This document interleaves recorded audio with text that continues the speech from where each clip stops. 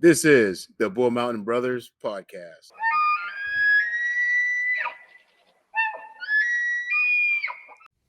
Five, 4, 3, 2, 1.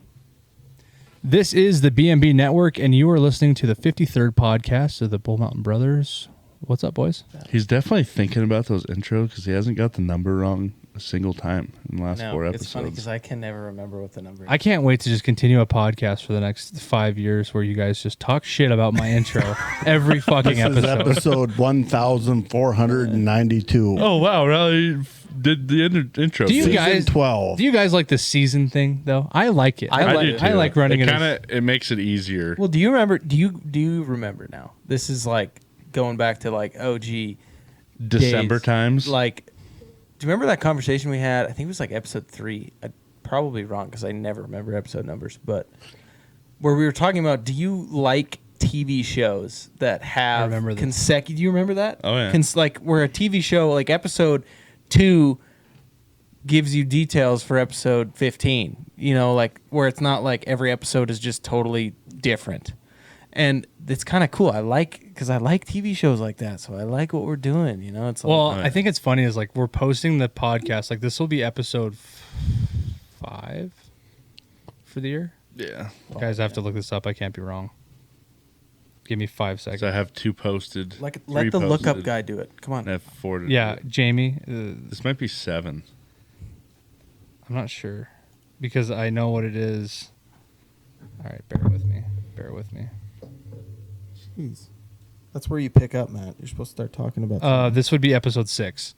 So the way we're posting it. This would be season 2, episode 6. But I'm remembering because I don't want to get to a point where we're doing seasons and then I just blow past episode 100. You know what I'm saying? Yeah. No, I get that. Well, because we kind of like Episode 50 was very anticlimactic. it was like it didn't. I know we did a 25 result. giveaway and then 50 came and went. And we're just like, oh, maybe we should have done something But it was like we were just so in the moment. 100. cool.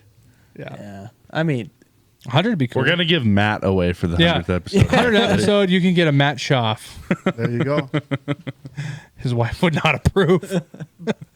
it's funny though because Maybe we'll have a badass giveaway for 100th. Guys, I think we just had a ghost in the studio, and I want to talk to the audience about the fact that... Can you switch to me right now? Did it move? No.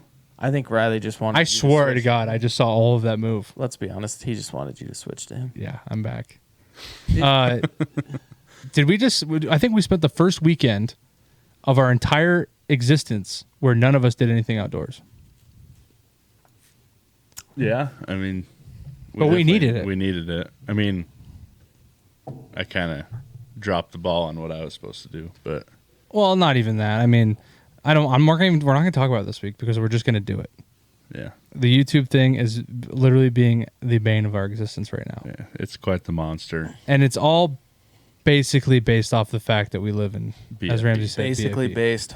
I like that. But I ordered a 50-foot Ethernet cable to solve our problems. So I thought you told me you had one of those. Yeah, it's I do. right It's here, literally Sean. plugged into the studio right now. Oh, yeah. Well. It's ran up along. Yeah. But it's fine. We'll just be prepared for the fact that we might be throwing out like 4 YouTube videos in sequence. Well.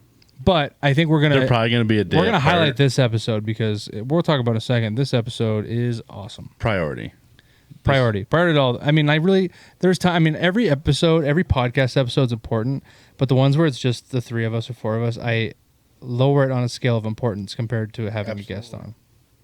So, I'm going to say it, and I'm knock on wood. With every fiber in my being, this week's episode will be posted Saturday at noon. Hold Ramsey to that standard, Okay. everyone. we have to stop talking about it. I feel like it's jinxing us. The more we talk about shit like this, I'm knocking on wood. Dude. Okay, we're not going to when we're done talking about it though. But I do want to talk about the weekend thing and why we didn't do anything this weekend outdoors. We kind of just take a consensus that we need to take a break from that because March is going to be crazy. Yeah, March. Ramsey and I are going steelhead fishing. We're going to California with Matt. We're going to go deep sea fishing. Lots of crazy things are happening in March.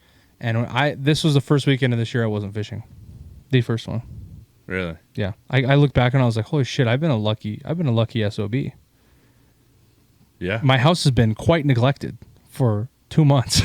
Oh, yeah. So we had to stay home and do some homework and Mom's probably getting Homework. real tired of having 5 dogs at her house. yes, that is true. What were you gonna say there, Shawnee boy? I said homework. Do you know what's really awesome is Sean ordered a new mic yesterday. Sean did order a new mic. I did. Let's highlight. We switch need to to Sean, please. highlight that big time. Can we switch to Sean, please? We're going to switch this all because we're all talking. Look at this thing. This thing is forever going to die in a hole. It's not going to forever die because it's going to be a guest mic. Yeah, true. We need guest mic. We're actually Okay. I don't even know. I hate that thing so much it might not even be. No, guest the only mic. reason for the listeners out there, the reason that they don't like this, these three have the same mics because they really like each other. Anyway, Because they're good quality mics. my mic requires that mixer over there to give it power versus their three. Okay. So I just wanted to be a follower in this sense. And what was that over there? I was trying to get a trash chant and out here, Yeah. but no one would chant with me. Good. Trash. But anyway, yes. So now I did order a mic so we can all be super cool. I mean, do I sound better? Wait. You sound awful right now. You Quit. sounded awesome when you were on mine. Do I sound better in this Yeah, one? 100. Oh, yeah. You guys are so full of shit. You're so full of shit. We'll have a Comment down survey. below if Comment Sean's down mic below. sucks. Hashtag. Wow. Okay. Well, call me out. It's very weird to think that this is the beginning of a podcast after just doing a podcast. Yeah, we just got done with an interview, our first Zoom interview. Lots of trial and error went into that. Lots of. Well, I lost Did some we hair talk- because of that. We did talk last week. we talked about it yeah. with technical or That was pretty much the technological. basis of our last technological. week's episode. Yeah, Close. It was rough. Even we got him in tonight too, and had no video. It was opposite. we had It was no awful. video. We were all having flashbacks of last week. Yeah, choppers overhead. Yeah, no, it was kind of like Down all of us kind of went through the whole thing. He's really again. stretching for the Vietnam flashback And over he here. didn't understand the movie reference I put into this too. Like it's just crazy. Tropic Thunder. No. Oh, we're talking about the river runs through it. Please, just everybody So- who's listening, note that Riley. Send a DVD. Yeah. Please. This is He 1950. did not know my reference to a movie. Well, we don't have nothing. Is that better. weird? Yeah. Okay, let me ask you. Is that weird that we're like doing Yeah, this can intro? you get the DVD and we'll watch it at camp? Yeah. Thank you. Wait, Fine. We have the DVD. I No. do remember my Uncle Roger was in that movie. Yeah. Okay, I do remember they're like walking. There's like a car going down the street, and he's walking up the sidewalk, and there's Correct. square buildings. Do you know who the actor was? Matt Damon. Oh my god! I'm not sure which actor. And you that's guys an want to make insult fun about Grubhub on me? Seriously? I know. Top Matt five. Damon, the star of A River Runs Can Through It. you give me 5 chances was here to also- guess? Yeah, 5 chances. Go. He was also in Legends of the Fall. Brad Pitt. Yep. Yeah. Wow, that was. I mean, Come on, How the hell did you get Brad Pitt and Matt Damon screwed up? They're the same person, aren't they? In Oh my What? god. Name one movie that they're in together. Go. Thor, both Thors. I think there's more than 2. I'm talking a full movie, not like a fucking. Like But that's the joke, is that No. they look alike. Give me a movie that both of them are in Troy. right now. No. Troy, No. I'm just saying movies. I know Brad. Seriously, Pitt's you can't think of one? in. The Hollywood one. Nope, that's not them. That's one. Can I get some hints here? Okay, it's you what also is stop the deep-throating your mic? what is the big body of water that surrounds every landmass in the world? There's multiple. There's actually quite a few. I just want you to know that I had the most hilarious clapback joke. And I just can't say it because it's too vulgar. Okay, well, I'm giving you a hint here. Pacific Oh, Rim. you really got No, it. what is the body of water called that borders the Yellowstone? West Coast? Yellowstone what?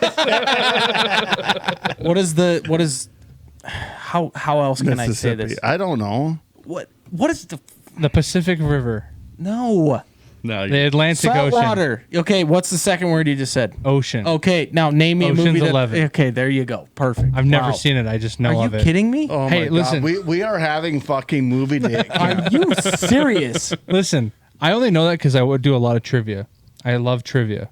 Clearly, you're terrible at movie trivia. You are Yeah. not one. Give me to for talk about sports, being though. bad at Give trivia. Me outside of in movie We should trivia. talk about ducks.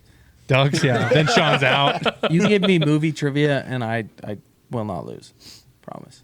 Okay, name the movie. Name Zach Galifianakis' first movie that he appeared in. Zach Galifianakis' first movie? Yeah. First famous movie would be Yes. The Hangover. Nope, No. false. Oh, Due Date. No. False. That was after, buddy. After Do you know what it is? Zach Galifianakis Out Cold, Out Cold. motherfucker. You've never seen Out did Cold? not get And you're famous gonna- from Out Cold. Oh, I didn't say he got famous from it. I That's said it what I was his said. first The good first movie. famous movie would be He had a main Due role Date, in it. He had a, Hangover, he had a yeah. main role in It it. was Hangover, then Due Date, I think. No, Due Date was before because that was like Downey. That was Downey's like cocaine. Welcome to the Bull Mountain Brothers Outdoor Podcast. Anyway, yes, on the podcast tonight, I did not know the movie that was 100%. this is what I was going to ask you. Do you guys think it's weird that we're like doing this intro before we introduce this guest, but we like are And- talking about what we talked about? Because No, I think it's cool. How many Isn't- podcasts do you think do that? That I haven't seen one that does that. Pardon My Take does it. The number one sports podcast in the world. Bull Mountain Brothers not affiliated with Pardon My Take podcast. And Barstool Sports. I don't know. It's just a new way to. The only way I could think of doing it without making him listen to this BS for 30 minutes. I guess we could have him call in, but like later on. It was the only way. I like the way this is going. Yeah. I like it too. It's a cool thing about like we can look back on it right now and be like, I think it went very well. I think it was, this. I like this. and we can get people like interested in like it's about fly fishing. We're gonna tell you that right now. If you want to hear a bunch of awesome information, stay tuned for the last hour and 10 minutes of this podcast because we talked to. And I already introduced him when we do the interview, so I'm not gonna introduce him right now. So I want to keep it We're going to build Mystery. climax. a mystery. Matt looked like he had something very important to say. Story. It's you know what I really like. I don't like the smile. I don't like the smile. Something terrible is coming I out. like this way because guess what? Riley gets his multiple strokes out with the guest on the screen. So it's Yeah, I'm more warmed fun. up now. I'm ready to podcast for the next 2 hours. Yeah, no, you're not. No. How many times did I do my intro tonight, boys? Once. There's How many times did currently- I intro the guest? Once. There's currently a winter storm outside, so Yeah, we need to leave. It's awful. But yeah, it's cool. That was a fun super podcast. good. That was super a really good interview. I think that anytime we get to bring anyone into our atmosphere, it's fun. You know, whether they're in here on the couch or they're And he shares a lot of our same values too. yeah. I think that we really could connect on a lot. We've had a lot of people getting involved with us lately that like really just mesh well with us. Can we talk about the most recent version of that or no? Do we keep that a secret? Build till we drop it? anticipation. I think we keep it a secret till we drop Okay, it. Okay. And then that person that we're going to discreetly talk about, I'd love to have him on a podcast someday. Yeah. For sure. Yeah. But yeah, we got some. It's Matt Damon, by crazy- the way. Yeah, it's Matt Damon, not Brad Pitt. The new Brad Pitt. Yeah. Yeah. We have some crazy shit in the works right now. Some really awesome. It's just going to be a shitty turkey hunt for whoever wins this turkey hunt the first day. We just got to watch movies. Hey, we got to catch up. On some shit here. We got to watch a few movies and then we're going to go turkey hunting. Oceans 11, 12, and 13. Not 8, but just 12, 13, and Yeah. 11. So And the river runs through it. And then we probably should throw fucking Legend of the Fall on there just to throw it in there. You've probably never seen all versions of Lonesome Dove either, have you? Oh, fuck. no. This turkey hunter is fucked. guys, I have to reserve Guys- a different weekend at the ranch to watch all these movies. You know what's funny? There's Is Riley claims that he's a Marvel fan, and I don't Huge. believe him. Oh. they're in Thor. Is that what you're saying? No, I'm just saying that you claim you're a big Marvel Oh, fan, he's- but he- What are you getting at right now? Why don't you believe me? What I'm is more giving- saying I'm calling you out to a Marvel challenge. Let's do that on a podcast. I will wipe the fucking floor with you. I'll bet you $100. What's Bruce Banner's butler's name? I Bruce just made Banner that- I just doesn't made have a that- butler. I just made that up. How many PhDs does Bruce Banner have? 4, Nope. 3, 11. 7. 2. Sorry. Catch me That's a outside. weird- How that's a about weird- that? I mean, someone set this up. We'll just battle. We'll battle at it. We'll get it set up. Okay. We should do westerns. I can play that game. Guys, should I'll I? play that with you. Is it weird that I haven't seen what's that movie when the guy's in the bus Speed. in Alaska? Speed. You forget Speed. Jason Into the Statham. Yeah, Into the Wild. I haven't seen that or Jeremiah Johnson. Oh, this I'm is just getting trying deep. to piss you guys off. I've seen those movies. I've literally seen Into the Wild probably 30 I don't know if I like At it. least. I don't know if it's like my favorite. Into the Wild. That's Well, it's kind of one of the movies that you kind of can put your fucking self in the driver's seat. I would never let myself freeze to death. He didn't freeze to death. He starved to death because he ate the wrong plant, Correct. and I could see you doing that all fucking day long. I could see him actually getting out of the bus and Too bad he didn't have locking the enough doors strength because for he that had to piss. grizzly. Yeah. I forgot my wallet somewhere probably. Jeez. What a tangent, boys. Clearly, Riley has not seen very many cinemas that are. Between the two of us, I'm definitely the movie guy. I like watching movies. I just don't retain information from them, I guess. I mean, What was that? No. We're going off on this tangent anyway, but I want to know what was that movie that we watched? Was it Shoulder Season, or it might have been just a regular? Missing 411? No, it was a movie that we watched. The one with the alien, the ship that was hiding in the clouds. Oh, that was super weird. That was the weirdest shit I've ever seen. What was that movie called? we also like had some salad that night too. So I No, that wasn't. No, that wasn't. That was when we watched Missing Persons 411. Yeah.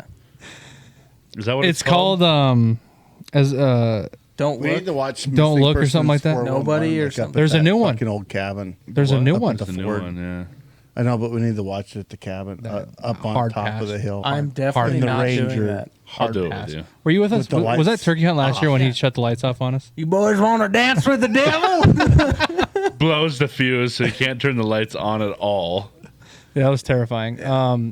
Yeah, that was a weird movie. Oh, did you guys see that? Where it was like an window. alien ship and then like ended up like trying to eat the people. It was like horses. It was really into horses. It was weird. Yeah, it was the. Fuck, I am so glad I missed that day. No, I mean we had a probably good time enjoy it. and we ate a lot of food. We were really hungry that night.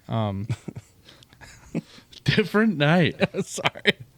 But yeah, Sean ate an entire thing. of guys, we have to get off movies. We cannot just keep going on the movie. Sorry, guys.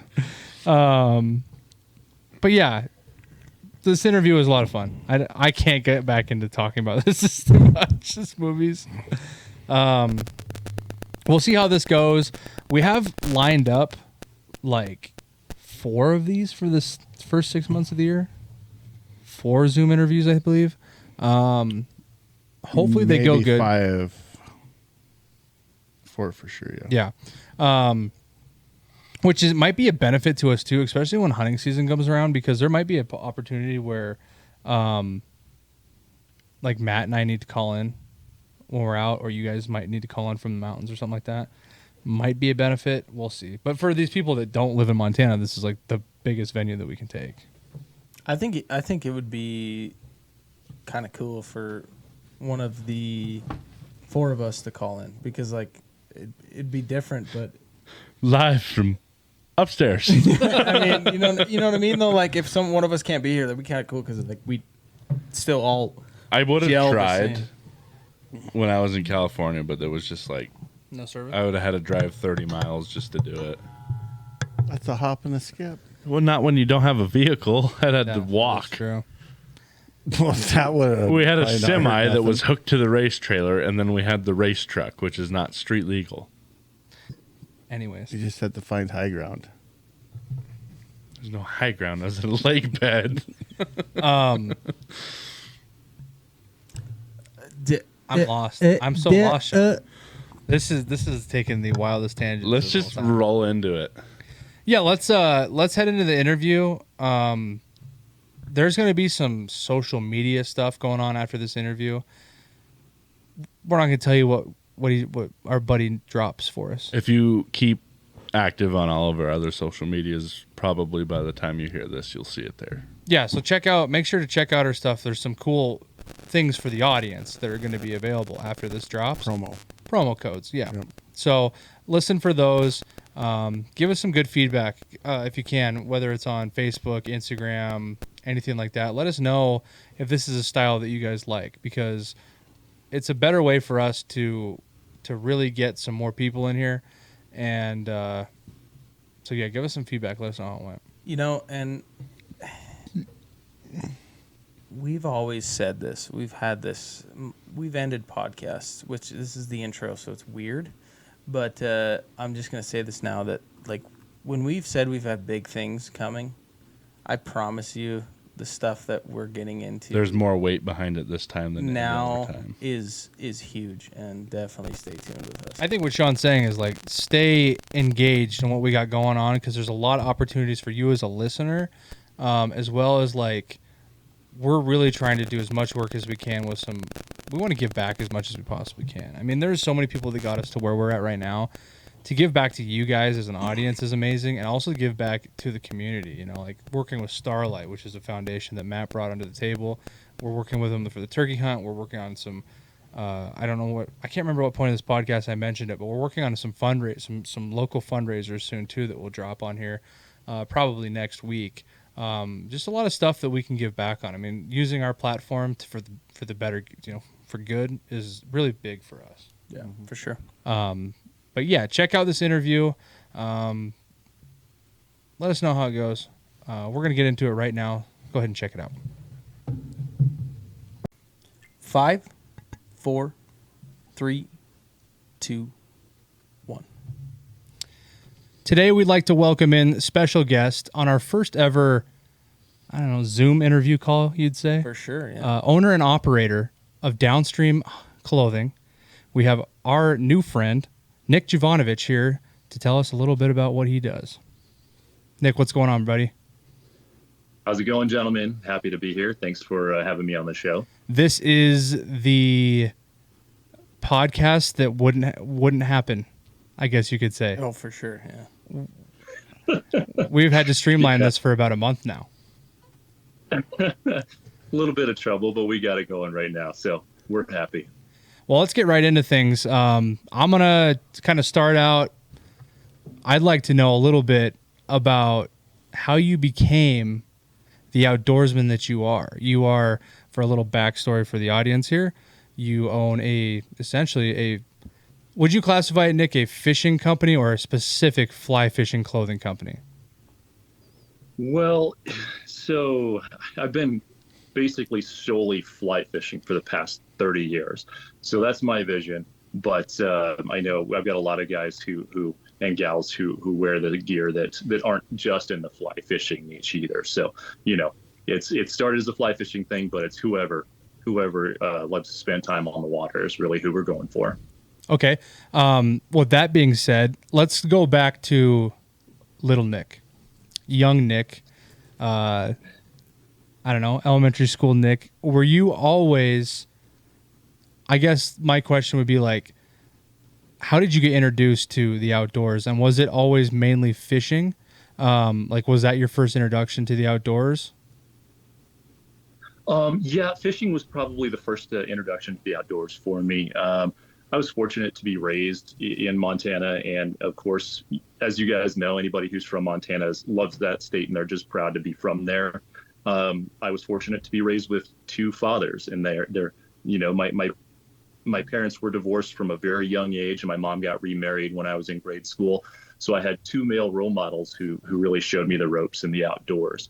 If I rewind as back far as I can, I would say probably preschool, maybe kindergarten on Georgetown Lake in a little tin can, the little rental boats with a 5-horse outboard, little twist throttle on the back, with my dad just throwing some Panther Martins at some rainbows and some brook trout. That's probably the earliest fishing memory that I have. And I just know from there, it was like, it was a slippery slope. I was hooked, puns aside. But yeah, so grew up, just being outside all the time. I had a great introduction into hunting from my stepdad, Don. And so both fishing and hunting were a huge part of my childhood and my young adulthood as well. Okay. I guess my next question would be, and we're gonna do some deep dives. This isn't your normal interview where we're just gonna go through the timeline of your life. I think that which I mean we'll probably touch on that, but I think what I've always found interesting, and I have an opinion on this, and I'd like if you guys and the rest of the guys in the room have an opinion on this.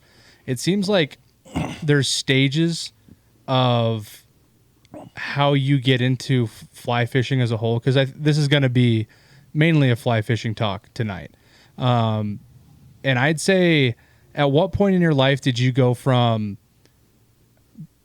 the tin can, just the in the boat fishing with your dad, to where I would say would be that next step? I mean, you're probably, I would assume you're traveling to fly fish at this age. You've done trips in your life. Like you're taking that next step to becoming that, I don't know. I don't know if you'd call it a pro, Nick, but like you're taking that next step in the evolution of fly fishing to become a master, I would say.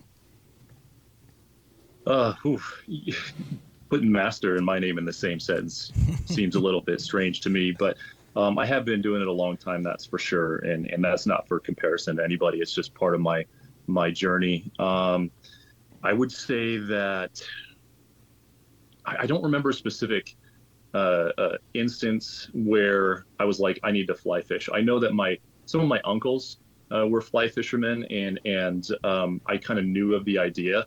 I just remember one Christmas, I just asked my dad, I was like, hey, I want a fly rod for Christmas. And I had to have been under 10 years old. I was probably 8 years old. And I just got the idea to get a fly rod. And I swear from then on, like nothing else mattered. Nothing else mattered whatsoever. I maybe can count on one hand the times I've been, other types of fishing that weren't fly fishing. Just the intention, the presence, the in the momentness of the thing and the movement of the thing. I literally was just hooked. And I was lucky enough, like I said, to grow up with two male role models in my life. So my dad did get me that fly rod for Christmas that year, but my stepdad was the one who really cultivated that fly fishing journey. We grew up fishing the Bighorn River outside of Billings, and my stepfather was the one who would take us on those trips, and then camping trips up to Red Lodge, fishing for little brookies up in those mountain streams. And it was just that's kind of the genesis of the thing, and it's just really become almost a religion for me, to be honest. From that moment forward, it was just a practice of from that beginning. It's just kind of an evolution of trying new things and moving into new places and traveling to new places. And for me, it's just never been like an escape from anything. It's just it's part of who I am, and I don't really know how else to explain it. And that might sound a little out there to some people, or a little bit goofy to some people, but it's just part of my DNA. So basically, like a question I like to ask a lot of people too about this, when they get this passionate into a certain style of the outdoors, trial and error is a huge factor in what you love to do within that outdoor activity versus, what is kind of not your cup of tea in a sense. Have you found anything that is just absolute like style of fly fishing or species to target? I mean, that is just totally taking the tail of the tape, and you'll do that every time as your go-to? Oh man, that is such a good question. And I would say that there are some specific species that I think are my favorites to target. And I try not to take for granted the fact that we live in such a great area. I'm in Boise, Idaho now. And I travel back and forth between Montana, where I work in the summer, and the Boise area, or all of Idaho and all of Montana for that matter, in pursuit of trout.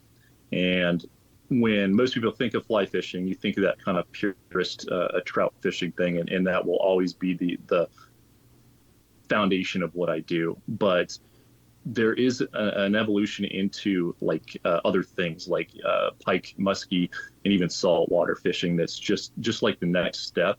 And I would say that permit, I've gotten permit crazy in the last 5-10 years or so. And it's just it's a new level. It's really like hunting, which you guys might enjoy. It's not like you're sitting there on a stream and blind casting and just waiting for something to rise. Like you're out there busting your ass and sweating your ass off and staring at water for hours and hours and days and days and days just to get like this little flurry of excitement, and you're probably going to screw it up anyway. And even if you do everything right and it happens like it's going to happen in that moment, that fish swims up, noses down on your crab or your shrimp, and he's like, "Oh, you have a brown one on right now. No, I was looking for green. Peace out," and just swims away. And it's almost like this pit of the stomach feeling where like your girlfriend is leaving and you can't do anything about it. Like you've done everything right and she's still going, she's still walking out that door. That's what it feels like. And it drives me crazy. It's under my skin. And I freaking love it. Yeah, I think that you speak very similar to most fly fishermen and a lot of people outside of our realm of, I don't know, what we do wouldn't understand the absolute like adrenaline rush you get for something like that. And I think it's cool to hear different ways of, a lot of guys could say that even a brown trout, like a 20-inch brown trout, would just drive them crazy. But then you see the evolution of getting to where you're at, and it's almost. Do you guys think it's kind of like hunting too, where you get to a point where that one thing that you are going after turns into something bigger and something bigger, and you're always trying to chase that next adventure? I think that's similar to what Nick's talking about in a way. Well, for sure. I mean, if you think about it, there's always a bigger fish. You know what I mean? There's always a better practice that you could do the next time on that same body of water when it comes, especially to fly fishing. Because, I mean, you look at spin fishing and you go out there with like Nick brought up with like Panther Martin or any, a spoon or something where you're just out to try and catch fish. The practice isn't there as much as you going out knowing that your prince nymph that you had on in that, specific body of water didn't work very well. So you move through your basically your tackle box in a sense, your whatever you got all your flies in, and feel like you fit better fly fishing, switching I mean, how many times do you think you switch flies when you're out on a body of water versus spoons? Oh, I mean, there's definitely times where I'm like, am I really tying on another fly? And there's like pieces of leader hanging on to like 15 different flies where Right. I've cut it off. Well, Right. I think that we all have a benefit here of being all fly fishermen. Matt, kind of just to let you know, Nick, he's very similar in a way where he was a fly fishing guide / fly fishing guide as well. So we can all relate on a lot of things. But I think a funny thing that I'd like to get your opinion on, Nick, is when I first started fly fishing, I always thought that it was just like, oh, you go pick up a pole and that's all it is. And then it turns into you own like 3 different poles, like a bag full of 4 different kinds of flies. And it just turns into something that isn't really what you thought it would be. And so like, what has that been like for you? Like, are you the guy that has like 10 different brands of rods and just all the gear you can imagine, or? Yeah, well, I've definitely gone through my share of gear in the years. I think I go through evolutions. Everybody starts out with that beginner kit, something just that's kind of the ace or the jack of all trades, I guess, that just kind of fits everything. Then as I kind of built my fishing and guiding career, I definitely moved into that gear junkie phase, and where there was no limit to how many rods I could own or reels, or it's just like all the different equipment, all the newest things. That's what I need is just the new thing this year. And I need it, in 4 different weights too. I can't get by with just a 6 weight. I'm going to need that in a 5, a 4, and maybe a 7 as well. So at this stage in my career, I think I still have a lot of equipment, but I think I know what I like a little bit more. I can get a little more specific about what I want. That being said, when you're pursuing a whole bunch of different species, from trout to bass to pike to saltwater species, from bonefish to GTs and tarpon, you're going to need all these different weights. Definitely very specific equipment that you're going to need. So you can't really shy away from that. That's just going to always be there. It's an intrinsic part of the the thing in the pursuit. So it would be pretty tragic if I brought my 6-weight trout rod out and tried to fish some Florida tarpon. I don't think that would work out well for anybody. So I have a lot of gear, but I think I've honed in on what I like and what I want and what I need. And I'll replace it here and there as new technology comes out. But yeah, I like a lot of different things from a lot of different companies. I tend to not like, a whole product line from every one specific company. I like to pick and choose because I think they do some things well and they do some things not so well. So that's kind of my personal philosophy or MO, at least at this time on that. I'd like to know, because you just brought up the fact that you're a fishing guide, and I don't know if we had mentioned that yet. What got you into that atmosphere? I mean, that's totally different than, we introduced you as owning a clothing line, which we'll get to, but like a fishing guide in itself, like what got you into that, and where have you gone with that adventure? That's that's a really fun story too. So, yeah, when you grow up in Montana, I loved the outdoors, like we've already hit on. You can kind of take it for granted after a while. We're talking my post collegiate career. So I graduated from MSU in Billings there, and you're surrounded by mountains and rivers. I grew up hunting and fishing, like we've already talked about, and so it just wasn't really my life's pursuit at that moment. I needed to go out and experience some life, so I moved to Southern California, got a bigger city experience, had some fun, had some downtimes. Point of the story is that while I was there, I kind of was moving up a corporate ladder in a pretty well-known sporting good store, and I remember they had me in an interview. It was the owner's right-hand man and the owner's daughter who were running a specific store, and they were interviewing me for department manager at one of their stores, and they were like, "We want to extend this job offer to you. I think you're the guy for this position." And literally in that moment, I looked at both of them and I was like, "Thanks, guys. This is my 2 weeks notice. I'm going back to Montana because I just want to fish. I need to get back to my roots and really just dive into that. That's what's calling me." So I moved back to Montana 2 weeks later and just started to fish my face off. When I moved back, I started working at the restaurant that I had worked at before leaving to California. And a young lady who worked there knew of a kid who was starting a guiding business, or had just started a guiding business over in Dillon. And she kind of set us up on a little coffee date, if you will. We met up in Bozeman and talked, and then the rest was history. And that's not the first time that I tried to guide. And my brother and I kind of started to poke our heads around some fly shops down on the Bighorn. And I'm sure those guys got a whole bunch of young punk kids coming in like, "Hey, I want to be a guide. Where can I be a professional guide?" So we didn't get a lot of traction there, which was kind of frustrating at the time. But now in hindsight, I can see that it worked out well, because traveling to Dillon to work all summer long has led to a whole bunch of other friendships, opportunities, and experiences over there. And I love the fishing over there. The rivers are phenomenal. It couldn't be more diverse in such a small area regarding trout streams. And so that's been about a decade and a half now since that started. So it's been a good run, and I've enjoyed every moment of it. Is all of your guiding out of a boat then? 99% is out of a boat. There's a few small private waters that we do, some spring creeks and some private property walk-in type stuff that we do. But most of everything that I do is out of a boat. Yeah, because I always wondered that I'm a hunting guide, as well as Matt is my outfitter. Sure. So we're very familiar with like that kind of deal, having to, make sure people are happy in the environment that they're in, making successful trips.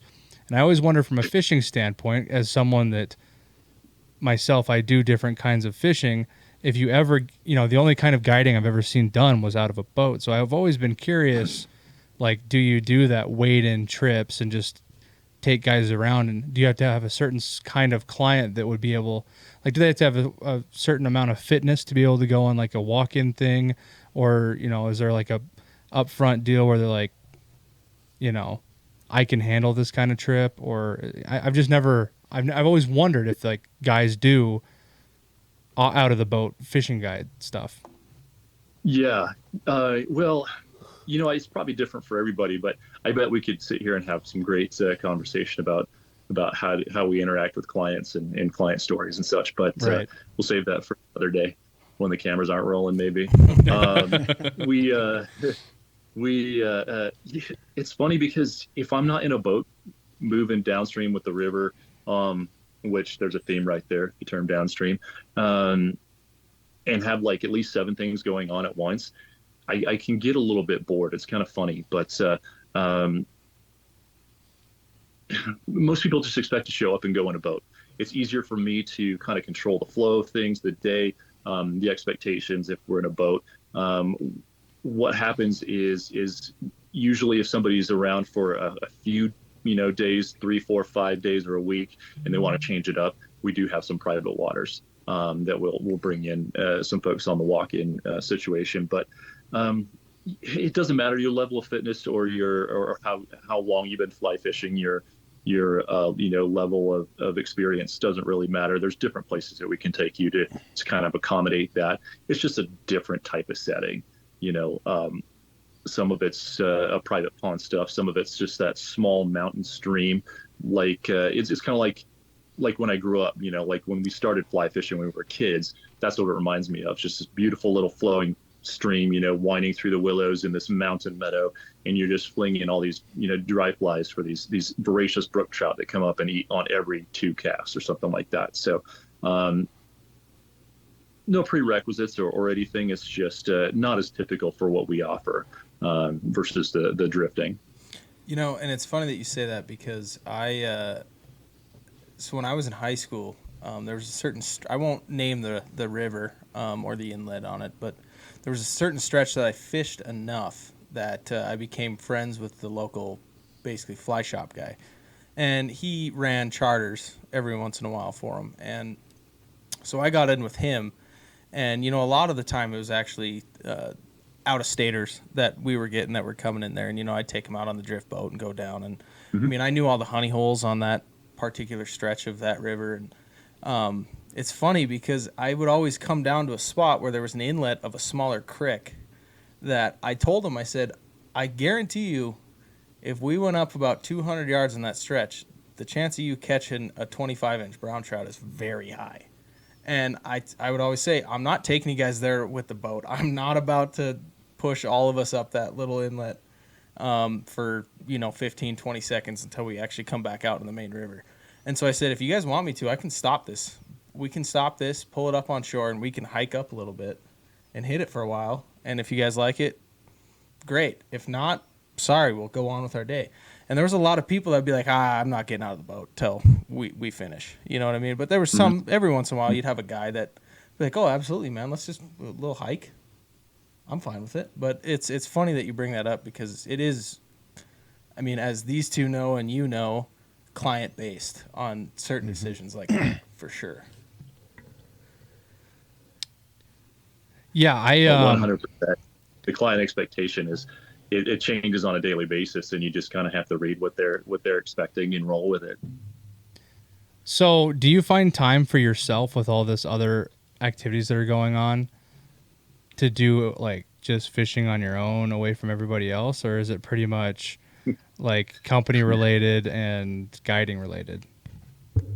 That's a great question because I feel like this newest evolution of my life and what I'm doing is trying to find that balance. And there is no such thing as balance because to me that would, that denotes a 50-50, personal fishing versus company fishing or work and play, whatever that is. And so the balance, the ratio's different for different people. And I would say it's even different for me at different times. I have times where I just have to put my head down and grind and I don't get out on the water for 2.5 weeks. And that feels like a long time. And then there are stretches when, of course, I'm working in the summer, I'm out there every day. Or if I'm back home here in the off seasons, I'm still getting out, 2-3 times a week for myself. So it just depends on what the season's bringing me. And, right now, winter fishing around here in Boise is decent. It just depends on the weather. But it's kind of put your head down and grind time. We've got work projects coming up, spring's coming up, shops are expecting some things. And it's the end of my kids' hockey season too, which takes a freak ton of time as well. I mean, there are times when I'm not doing any fishing, and there are times when I'm doing a hell of a lot of fishing.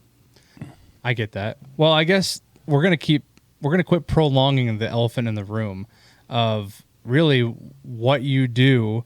And a big reason, I mean, obviously, I'd say I've known, it's weird to say like known of you, like you're like a celebrity or something, but you being brothers with one of my best friends, really best friend of the podcast, Josh, I've been able to watch really I would assume this is a dream of yours, a big passion project for you from when you started to where it's at now.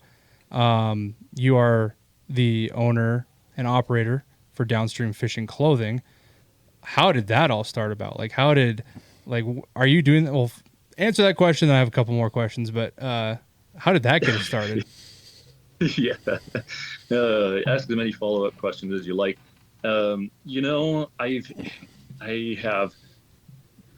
think that, again, I referenced kind of my new iteration of how my life is supposed to go right now, and I'm trying to be very intentional with what I do with my time and what speaks to me. And part of that is just, taking time to get clear and listen to nudges that you might be getting, what some call it intuition or whispers from God or whatever you want to call it. I was just quiet one day and I was just kind of, I was looking for I knew something was about to come through me. I'm an artist as well. I have an art degree. I've always been designing. I love design. I like clothing. I do like fashion, which sounds kind of weird to say for a guy who's outdoorsy, not quite as burly as you guys, but I can hold my own sometimes if I need to, But I do like clothes, and I just remember looking around and not really, I couldn't find anything that I really liked. I really couldn't, So I just wanted to design some fishing T-shirts, and that's kind of how it started. It's just an outlet for my creativity. Again, one of my earliest passions is art. So art and fishing come together, and I start designing things, and it just grew out of that. As far as the tech clothing, like sun hoodies or layering pieces or things like that, again, there's some great companies out there. I just never really fit with what they were putting out. I liked some of it. I didn't like some of it. Some of the fits weren't great for me. Others were better. I just didn't like the style. I didn't fit in a box for the style or the kind of image of the company. And so I just said, to hell with it. I'm just doing my own. And that's literally how it started. Yeah. And I just took a deep dive into how to get it done.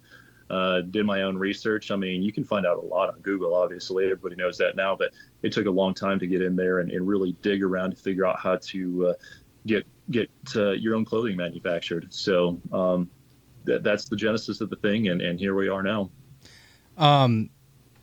We get a little bit of that, obviously, with even the little bit we do just for podcast merchandise is not even a clothing line, but we know there's a lot that goes into it. We can't really, it's hard to imagine the actual manufacturing of your own designs.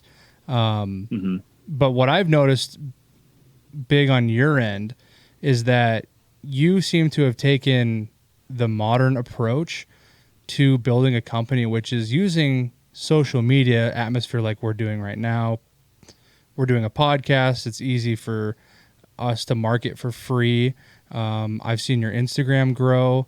I mean, there's Facebook, TikTok, all these social media outlets that have free marketing, and you can show a little bit of what you do out in the field, and people can kind of relate to that. I've seen you do that very well.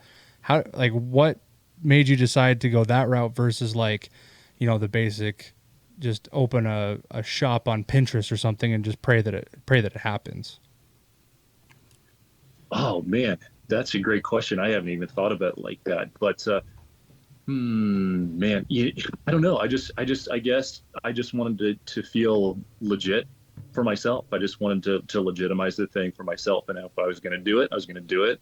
And that's that. So, the Pinterest thing kind of, it was an idea that was in the mix, at the beginning. It seemed easier. It seemed like, a lot of creatives can get on there and just start selling merch right away, but it just didn't seem like the right fit. If I was going to do it, I was going to do it fully and go all in. So, shy of opening a brick and mortar shop or a store for myself, I feel like I have gone all in.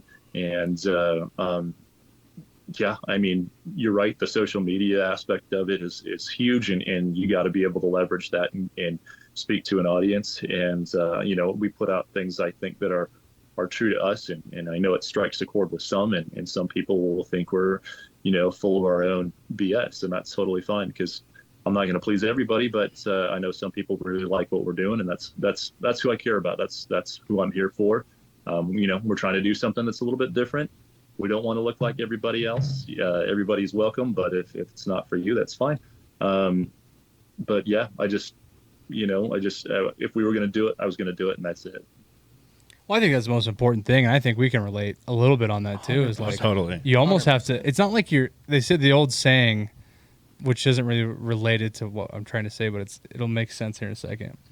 Like the fake it till you make it kind of deal. But I'm not saying we fake it. I'm just saying like we try to act like we've been there, and it makes it feel like, I don't know, if you just engulf yourself into the process, it seems like things start to fall into line. Makes decisions a lot easier if you think about it. Like if you put yourself in that scenario, like you said, fake it till you make it. Like it is honestly true within business, because if you truly act and care for the passion of what business you're trying to grow, those decisions you make, even though you might not know everything 100%, are still better than, you just come up with something on the fly and making it work, Yeah, or making it look like you don't know what you're doing at all. Exactly. Yeah, or definitely, like he said, he wanted to do it full in. It's like, if you wanted it done right, go and do it yourself. I mean, people talk about that all the time. Yeah. If you're going full in, you're not gonna just put your feet in the water, you're diving in head first. Right. So what is Downstream? What does Downstream look like right now? What are you guys working on? And like, what is your everyday presence in the company?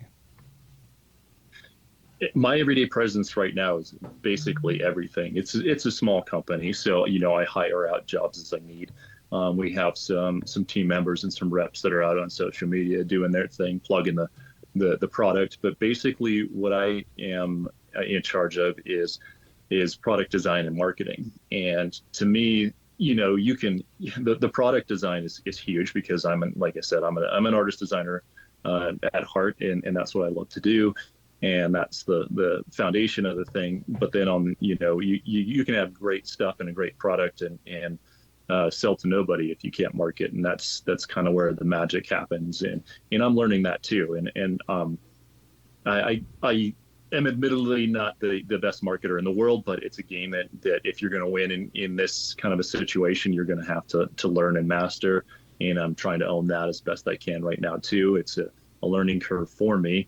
I would definitely say I'm more of an introvert. I prefer to keep to myself if possible. And this breaks you out of that shell. You got to kind of, talk to people. You got to connect with people. You have to put out those bigger feelings and emotions and your morals and your what you stand on the ground, you stand on it, and put that out for everybody to kind of to accept or to not accept. And that's kind of a little bit nerve-wracking for me sometimes, but it's just got to be done. And that's, again, to your fake it till you make it conversation, I think you're right. At the beginning, you just don't know very much, and I think it's really important to have confidence and move forward. Otherwise, you're just not going to move anything. A lot of people just don't get started because they don't know where to start. They don't have the confidence.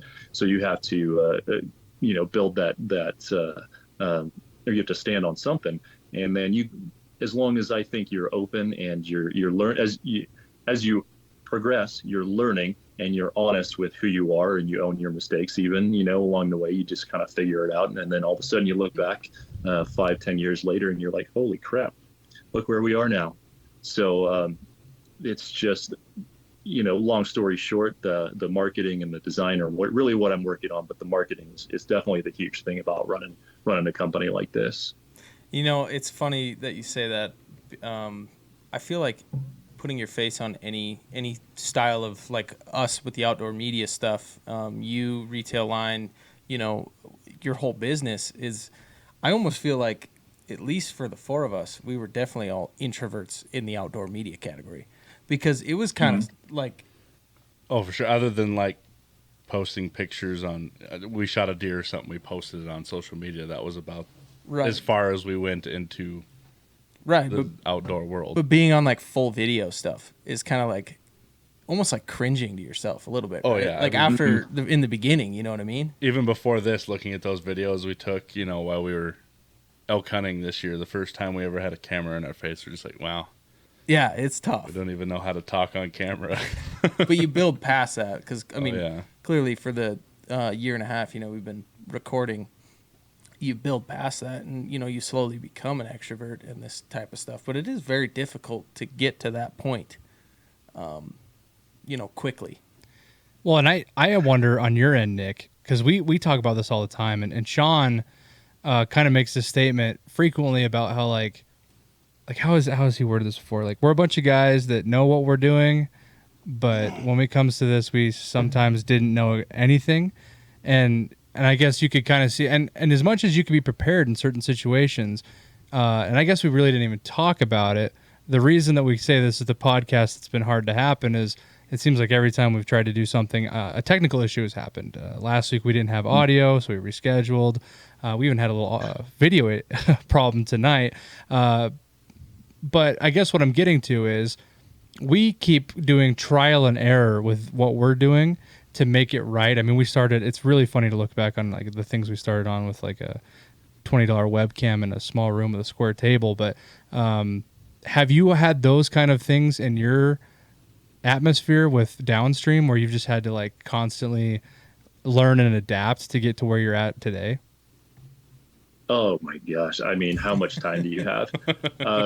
Learning a manufacturing process, understanding fabrics, understanding lead times, understanding language barriers and just different customs from different people, what people mean when they say certain things, if they're in Canada versus Central America versus China or Pakistan. It's unbelievable, the nuance.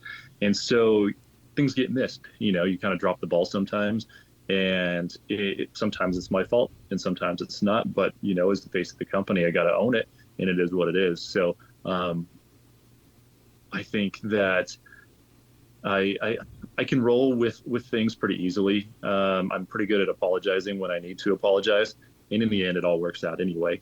You're going to make mistakes. We all are going to make mistakes. It's a lesson that my kids are always learning, as we move along through their junior high and early high school careers. It seems like that kids are taught that making a mistake is bad. You kind of shy away from it, and it kind of, I think, hinders a lot of people in their life, in their careers, or what their passions are, their entrepreneurial pursuits later in life. And you can't care about making mistakes. It's going to happen, and that you're going to learn the lesson, and you can apologize and make it right and move on. And we've had to do that plenty. That's for sure. Yeah, that's definitely relatable. Oh, for sure. One last question on the company as a whole. If you had 100 different people in front of you of all shapes and sizes and from all over, what would your message to them be about what Downstream is, and why they would be interested in looking into wearing your apparel? Well, let's see. That's I think, to me, that's a pretty in-depth answer, and I've been trying to work on how to get this a little more concise. And to me, when I look at it, there's a surface level, and on the surface, sustainability is something that we're always looking into. And sustainability is kind of a buzzword right now, and that's fine. but as avid outdoors people, outdoors men, outdoors women, outdoors kids, it's hard to say that you are passionate about being outside, about pursuing elk or pursuing permit or floating the river looking for rising trout, and not be at least this much of an environmentalist. From here to wherever you wackadoodle, however crazy you want to get, great. What we're trying to do, of course, is to minimize our impact on planet Earth, because we kind of like it here and we like the fish and the animals. So, understanding that the fashion industry, again, kind of hard to say fashion and fishing or hunting in the same sentence, but the fashion industry, clothing, textiles is one of the leading polluters in the world. Dyes, chemical processes, making just the fabric itself it's a lot of waste. It's a lot of consumption. It's a lot of pesticides. It's a lot of plastics, and so we're just trying to minimize that with some natural fibers like hemp and bamboo tensile and stuff like that. So more responsible packaging and shipping policies. The other surface level thing is just the aesthetic of it. There's some other big companies out there that have their thing, and there are some things that I still will buy from company A and company B, and a lot of it just doesn't work for me. I like a more sleek, modern, clean design, and I can't get that from a lot of other places. So I might be biased, but I kind of like my artwork and my designs. So on the surface, those are the two big things. But really, on the middle of the onion is that Downstream is kind of philosophy, and it's just kind of how I've learned to live my life. In this evolution of my life, this stage of my life, I just have moved into something that's a little bit more than going out on the stream on the weekends or after work or before work to kind of escape. That's not where I'm at, and I'm not saying that's a bad thing for anybody. Whenever and wherever you're spending time outside is fantastic. In my evolution, I'm just beyond that. I've found that it's almost, I may have referenced fly fishing as a religion almost, and to me it is a religion. Whenever you're kind of in a practice thing where you go out and you can kind of feel connected again, that's the thing. And that to me is the bigger thing. And it's really, I mean, you guys know when you're sitting on a park you're looking over the ridge line and the sun's coming up, and you've got some elk just kind of moving out of the bottom of the draw, and your heart's beating out of your chest. And in that moment, you've never felt so clear, so alive, and so aligned with your purpose.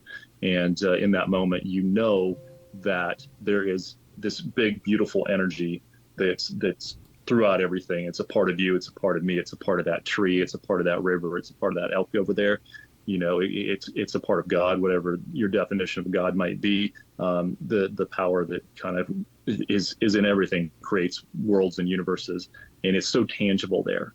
And to me, that's the river and the power of the river and being there with the fishes and it's that experience that I'm trying to harness, and that's really, again, it's like going to church. My mom used to get mad at me because I would be going to the river on Sundays instead of going to church with the family, and I'm like, Mom, I am going to church. This is my sanctuary. This is where I feel it. This is where I feel connected to everything, to the whole world, and it's special to me, and it's not separate from me. It's not. I have my work life and I have my family life and I have my fishing life. It's all the same to me. It's all in the flow, and that's how I just have chosen to live my life here in the last few years, and that's what I'm working on. That's basically where it is, and that's where the name came from. That and the fact that as a fishing guide, you spend most of your life going downstream, like literally in a boat. But if you think about that feeling of the river, that kind of purpose of course and building momentum, that's the feeling that encapsulates the thing that is the ideal that is downstream. That was very well said. I couldn't agree more on a lot of your words. No, you really encapsulate Oh, wow. Sorry, I was listening to a little bit of Nick going on there. There's some big words out there.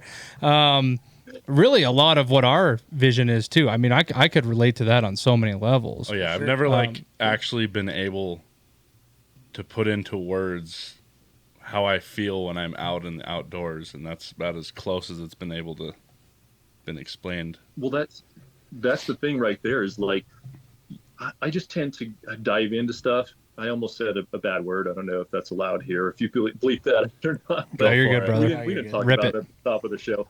But people who are even, I just tend to think about things. Like I like to get into something and I'll pick it apart and I'll overthink things. And it's a blessing and a curse, right? Like your strengths are a superpower and they're also your weakness. It's like Star Wars, right? Like don't underrate Star Wars for what it is. Like my strength, my superpower can help me or it can hinder me. And I just dive in and I really pick things apart. So whether a person is thinking about it on that level or trying to understand it at that level or that connectedness or that presence, it doesn't matter because they all feel it when they're there. They might not have tried to put words to it, or they may just want to enjoy the feeling while they're there and not, in an office somewhere, punching a clock or whatever your life has you doing at that time, or in that iteration. But you feel it. We all feel it. I've just thought about it a lot and I've talked about it a lot. And so, yeah, I can go on and on about it for how long do we have on this podcast? I mean, we have no minimum requirement. There's no minimum. Okay. But I would like to say, like, thanks for coming on and giving a good representation of like the great outdoorsman. You know what I'm saying? And that's a lot about what we really talk about on here. We're going to. Is there anything that you have about your company that you want to say that we didn't ask before I get into the segment here? No, I think you guys really give me a lot of time to say what I want. And I know it's been a lot for some of you will be like, oh my gosh, this guy talks forever. Oh, no, you've been great. But no, I appreciate it. I appreciate you guys letting me on here and, just let me, freestyle a little bit. All right. Awesome. I think it's been, up to now, it's been really a lot of fun. I like learning a lot about stuff like this, so this is something we like to do a lot when we have guests on here. The four of us are going to, not rapidly because there's a little bit of a delay in the Zoom thing. This is new for us. And thanks for guinea pigging on that too. But what we like to do is just, instead of having like more of a structure like we've had this whole time, we're just going to we're going to ask you questions, crazy questions, probably like, what's your favorite streamer or something, just fun stuff like that. And we're just going to go around the room. And if you have something to ask us, go right ahead. But, this is kind of like a 15-20 minute deal that we really enjoy doing because it kind of asks a lot of questions that people sometimes don't think about. So if you're ready for that, we're gonna start ripping questions. All right, you got me sweating a little bit, but let's go. All right. Do you want me to start, or do you guys got something right off the bat? Yeah.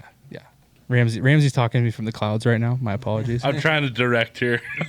Yeah. We joke all the time that we almost need like an employee to run this, but we're rolling good here.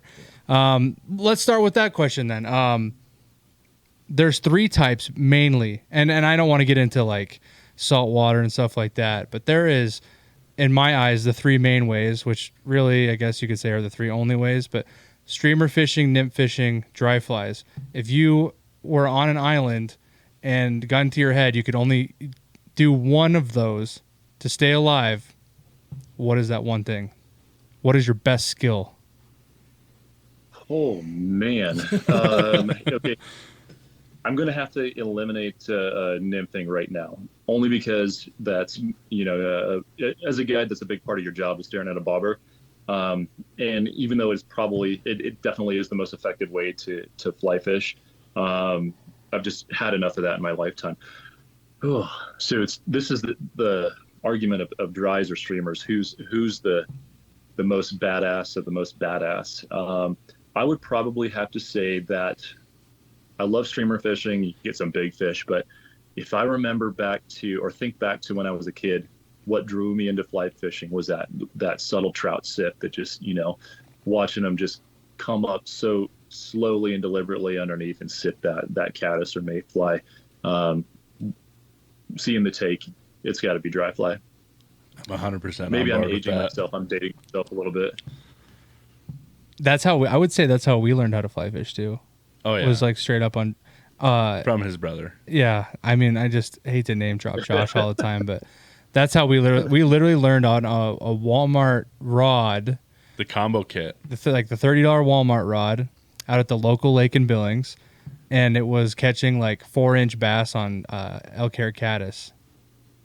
Just a classic way to start, right? That's 100%. That is absolutely classic, and I think that's a lot of people's experience. Is just some 4 to 6 inch fish on a random dry fly that you have no idea what you're doing. It's just you throw it out there, you see it floating, and a fish takes it. You can't get any more fun than that. Oh yeah. Are we going clockwise here or random? I'm gonna throw one out right now. All right. Okay, so now that you just pulled that dry fly conversation, if you could only put one dry fly in your box to go fishing with, what are you picking? Dude, I would say, am I still on an island? Am I trying to feed myself? Yeah, Yes. you're stuck Yeah, on this yeah, island for the remainder of tonight. If I'm on an island, I would say, I mean, I don't want to get picky on this. Like, how many sizes do I get? Do I get different colors? I would say, let's go chubby Chernobyl. That's just it's a dumb looking fly and it catches a lot of fish and you can get them on a lot of sizes, colors, and shapes, and so yeah. Wow, we'll do that. I like that. I like him being able to just rip it. I do. I know. I have that with the streamer. Once I learned how to use like the sculpin or like the most amazing fly to have in your box, I can go to any river and catch a freaking fish on a sculpin imitation. I swear to God, it's like my favorite thing to have. That's fantastic, and it's an underrated way to catch fish too. I don't think a lot of people know what sculpin is, but if you don't, you should definitely go look it up. Oh yeah. All right. I got a good one. Oh, Ramsey's got one. Yeah. All right.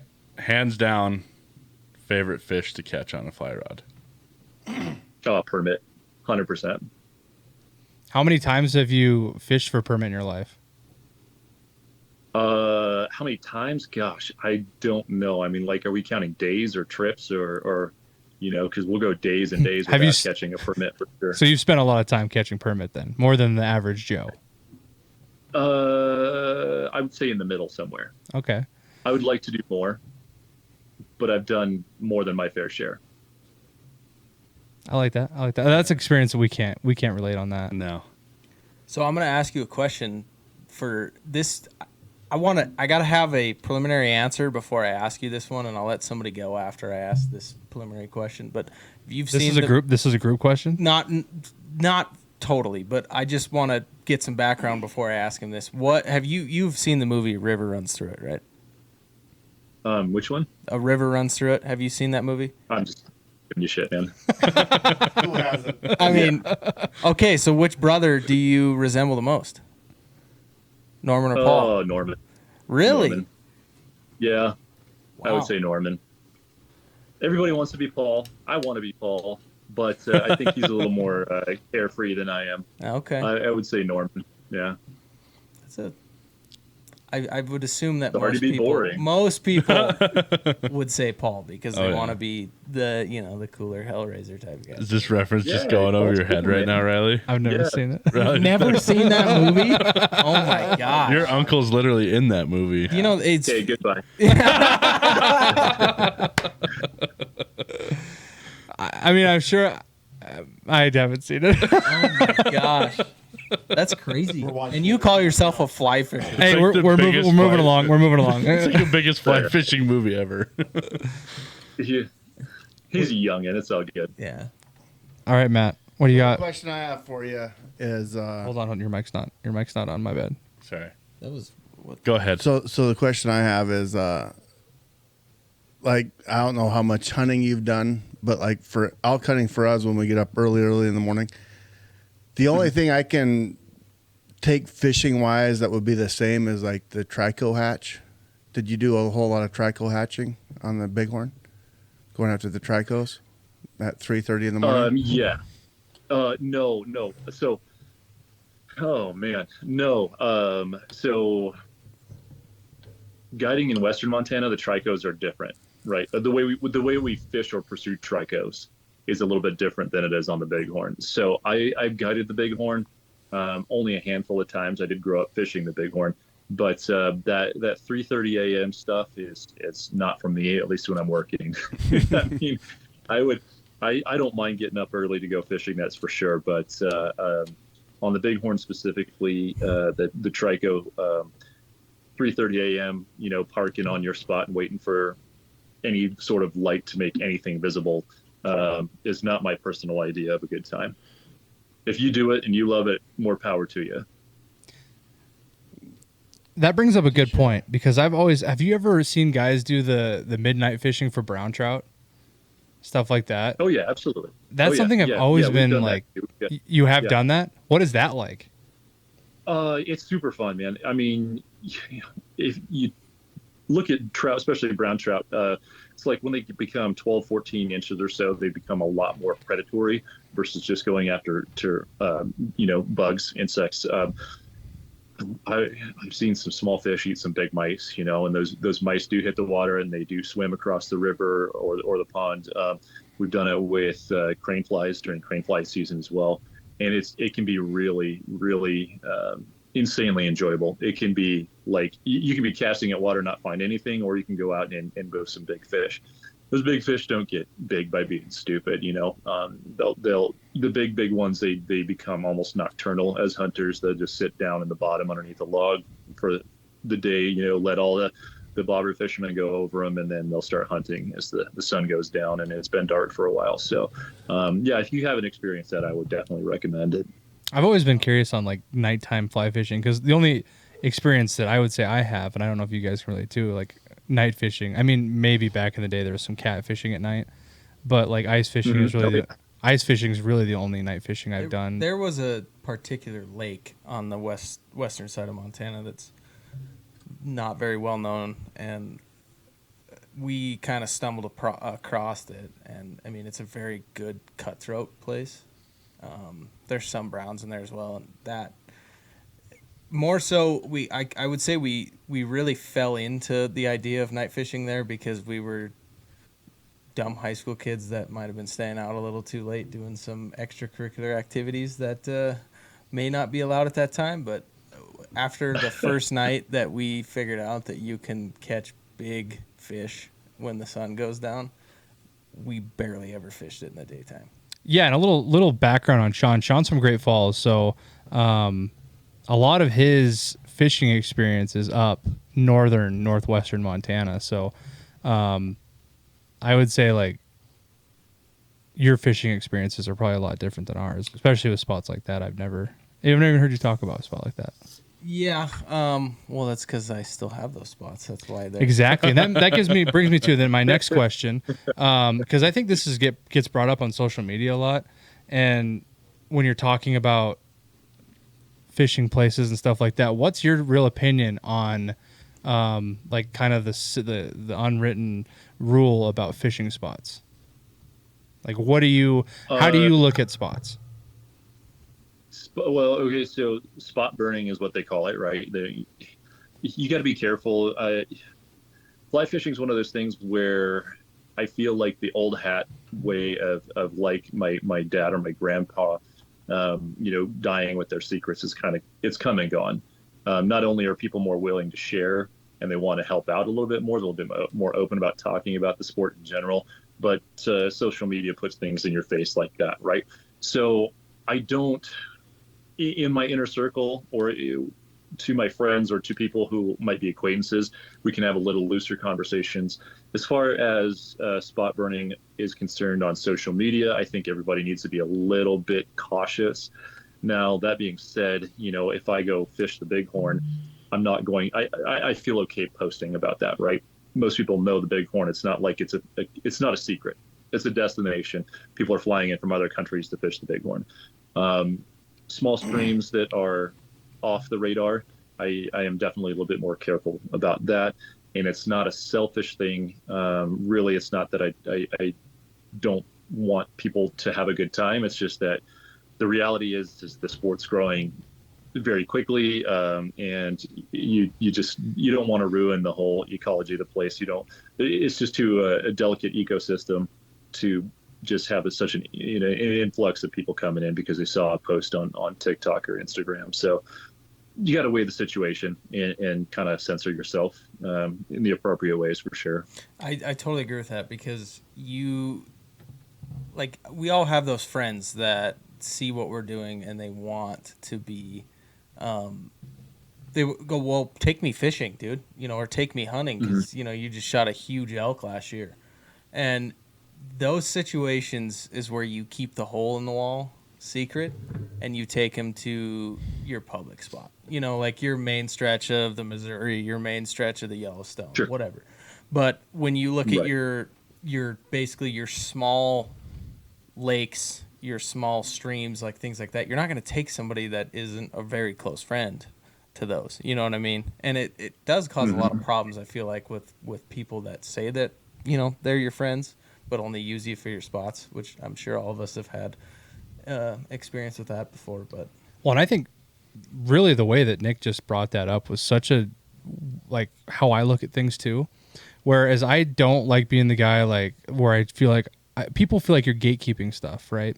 And I kind of feel bad sometimes, but like at the same time, the way I look at it is like, I look at spots from an environmental standpoint too. And when I've seen, I've done, Ramsey and I have been very blessed to been able to do fishing outside of the weekend thing where we can go a lot and different forms of it. Mainly, fly fishing being the main venue for our fishing, but we do a lot of different types. And I've been places that I thought were very niche, right? Not a lot of people know about. And there would be a certain, people that had a little bit looser morals that would eat every single fish that they caught out of there. And for me, and like I'm all for it. Like I eat walleye, I eat pike, some trout here now and then, but like I'll come across these guys will be out there day after day after day catching pounds and pounds of fish. And that's a worry that I have for like a very weak ecosystem, like not weak, but like streams and rivers, especially small ones, can be very, a guy comes in there and catches 10, 15 fish out of there, or doesn't handle the trout correctly because they're just there to, rip lips, as they would say. That's the impact that I see. I'm not the person that's like, I'm trying to keep this from you. It's like I try to keep it low key because I could just see the wrong people getting involved and then really hurting the ecosystem. Oh, for sure. I can promise you right now that there is a stretch of the Missouri River that I fished when I was young that is now one of the most hottest spots for guided fly fishing, like drift boat trips. Well, it's the same thing with the bighorn, though. I mean, the bighorn's the top fisher in Nick, the lower 48, correct? Yeah, it's usually up there with the fish count, per mile and everything too. So it's always in the top. I don't know. I'd say top 5, top 10 for destination fishing. If you understood kind of what, like, if what I was saying, it was kind of along the lines of what you were saying. I don't know. I just feel like there's a big environmental impact to 50 people knowing a small spot. There really is. And again, with the way information travels, it's just so fast. So we just got to be careful about how we're posting. I can't imagine in the hunting thing, I did grow up hunting. I don't hunt as much as I used to. My brothers definitely hunt a lot more than I do. I don't know what I would do if somebody asked me to show them the ropes as far as hunting or hunting spots. I think that's a little more tricky. For me as a fisherman and a fishing guide, if somebody's asking me to show them how to fish or where to fish, I can pick from a handful of places that are known anyway. That's not going to change really any of the impact on the area itself. I mean, we've talked about a couple of the big ones already. I know the Bighorn very well. I know the Missouri, and the Madison, the places like that. Showing somebody the ropes there is not going to change the face of the fishing scene, at all. So I think it's a little easier for the fishermen and women to figure out a way to navigate that versus the hunters for sure. Okay, so to wrap up that segment, I got one last question to ask you as a rapid fire here. So, what is the We didn't oldest? do this very rapid fire, did we? Well, like I said, it's the idea of the rapid It fire, is. not the actual segments curve of it. segments I'll on take this the blame show. on that too. Segments on this show kind of take a maze to get to the finish line. Yeah. But anyway, so Great. what's the oldest piece of equipment that you carry with you?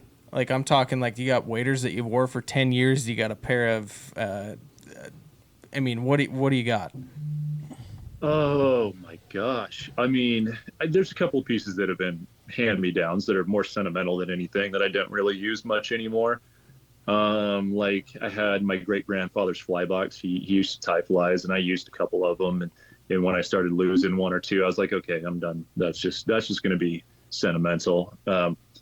Personal equipment though, waders, whew, no way, man. I mean, when you're doing over 120 130 days a year on the water, that's a lot of tear, that's a lot of stretching, that's a lot of farting and some waders. So my waders only last a couple of years, I think. So I'd say probably I guess some older lamps and reels that from when I first got into the game. That's probably some of my oldest equipment.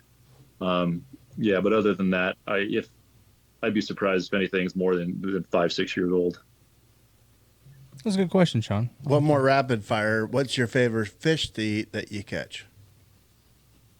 Oh, man. When you're saltwater fishing, you got a lot to choose from. So that'd be a hard question there. But as far as what we're fishing around here, I'd say walleye. My Walleye man. are pretty hard My to man. eat. Oh yeah. Oh yeah. Yeah. Plus, they eat a whole bunch of trout. They're voracious eaters. So if I catch one, I'm like, yeah, you're not going back in the water. Right. It's funny to really hear about a lot of the similarities that we have. I think it's really cool. I think outdoorsmen as a whole share that. Does anyone have any other questions? I think that's going to wrap up that segment. We have already gone for about an hour and 10. So if you have more, let's keep ripping it. If not, we're ready to wrap up here. You just let us know, Nick, what you got. I got a little bit more time. If you guys got more questions, I think, yeah, I can hang out for a little bit longer. Okay, I guess the only thing... There was one more thing I was going to ask, and I can't remember what it was. Classic stroke, Riley. Classic stroke, Riley. Guys, you got to save me here. I've lost my train of thought. I'm blanking. I got a question for you guys. When are you guys going saltwater fishing with me? I mean, if the invite's there. Yeah, I mean, So actually, funny enough, Matt and I and Ramsey are going saltwater fishing a normal way, obviously the way that most people know, not fly fishing. We're trying out a new boat for Matt. Matt's kind of our resident Californian. And we're really wanting to find the right boats to where we can do this trip every year and start fly fishing it. But yeah, I mean, if the invite's open, Nick, I mean, we're always ready to fly. Hey, shoot me an email or shoot me a text on what you got going on. I'd love to jump on a boat with you guys sometime. Well, I have a dream of catching a tarpon on a fly someday. I don't know if that's ever going to come to fruition, but that's my dream. Where does tarpon fishing rank on saltwater? Oh, it's up there. So there's so many cool saltwater species to talk about. I mean, you can talk about roosters or tarpon or GTs or permit or bonefish. I mean, everybody's got their favorite. The reason I like permit so much is that as far as fly fishing is concerned, those fish just do not like to eat flies. It's just it's a patience game. It's a hunting game. It'll try you. It'll make you cry. It'll make you shout for joy. You finally land one and you might do a cannonball backflip off the bow of the boat. It's the most celebratory thing that I've ever done. I would put tarpon personally, and I might get some flack for this, but like just right underneath permit. And the reason is the tarpon eat and the tarpon fight is so unbelievable It's like nothing you'll ever experience. It's phenomenal. So I highly recommend it. Obviously, get that on your list. It's an absolute blast. But just the patience of the permit game is something that just bumps it up above the tarpon. Personally, for me, don't hate me. Everybody out there who loves tarpon fishing, don't send me hate me email. So we've kind of talked a little bit about like your favorite fish of all time to catch. Do you have a saltwater species or other species that's like on your target list that you like dream about doing someday? Yeah, I've caught some trevally and some jacks and other, I would say I still haven't got a GT though. So that one's definitely on the list. And roosters, actually Josh and I are heading out to catch some roosters here late summer. So talk to him about that one if you guys are down, but still haven't caught a rooster and I still haven't caught a GT. So those are definitely high up on the list. Yeah. So I think for me, let's just talk about that real quick. I'll let you guys on the table talk too, and maybe Nick can say what he thinks about it. I have like 3 species that I personally like would want to someday. Obviously the tarpon I just said, but barracuda is up there for me. Oh yeah. Cudas are cool. Yep. As well as, and I'm sure you've done plenty of this, but I want to do topwater pike, but I want to do it like in like Canada where there's a lot more on lakes. Like I want to get on a boat and do it on like an open lake. That's always been a dream of mine. Mm-hmm. Yeah, there's great pike fishing up north Canada and even Alaska. Interior Alaska has some really great pike fishing as well. The barracuda thing is really fun too. We catch barracuda just going out permit and tarpon fishing. You'll just see a cuda cruising the flats looking for a meal, and throw on your heavy leader or your wire tippet and strip a needlefish real fast and watch that thing just annihilate it. It's pretty crazy. So cudas are pretty cool fish. They're unbelievable. They're so fast. It's ridiculous. And correct me if I'm wrong here. I don't know this for sure, but I feel like I do remember seeing a buddy of mine from high school was out fly fishing for spearfish. For which ones? For spearfish. Yeah. What are those? Someone explain to me what that is. You've never seen a spearfish? No. What? Explain that one to me. You've never seen a river runs through it and you don't know what a spearfish is. What's going on here, Brandon? Spearfish, like. Let me pull this up. I've seen guys catch sailfish on a fly rod. Yeah. That would be sick. Marlin. Sails on a fly rod. Yeah. Yep. So yeah, all those billfish species are really kind of the new thing. And I know some people have been fly fishing for billfish for a while now and probably are like, this is old hat. But as far as what you're seeing on social media and in the magazines and stuff lately, it's a lot of bill fishing or billfish on the fly, which is I'm sure is a pretty insane endeavor too. Yeah, like I said, I saw that a while ago, and I just wasn't totally sure if it was off a fly fishing rig, but I didn't want to say it and sound dumb. But that alone just looks incredible to be able to do that off a boat. That's definitely up there for saltwater fish for me, I think, for sure. Oh yeah. Whoa. Did we lose him? I think we did. That's okay. We'll try to get Nick back in here. For now, we're going to get F&H in here to do a little bit of an ad read, and we'll be right back. I just wanted to take a moment of your time to talk to you about one of our sponsors, F&H Contracting and Fence, located in Billings, Montana. If you're looking to spruce up your yard or want a little more privacy for them summer backyard barbecues, or maybe you just need part of your fence repaired, contact our friends at F&H Contracting and Fence by texting 406-661-7484. From front yards to farmyards and even chain link to vinyl, they've got you covered. Now back to the action. All right. Thanks from our number one sponsor, F&H Contracting, for that ad read. We are back with Nic Jovanovich. We're going to do a couple more. We're going to finish up some of this conversation. I think we're going to be done for the night. Where were we at before we lost Nick there? Oh, basically, I mean, like I was saying, I just think bucket list because I don't really have a strong background in saltwater fishing. I've never done it. I feel like when most people think of saltwater fishing, it's going out with a charter, trying to hook up to a grouper or something. But when you look at the fly fish aspect of it, I am very interested in the spearfish. Just because I've known a lot of guys that have caught it, and it just sounds like an amazing opportunity. Have you ever done something like that before?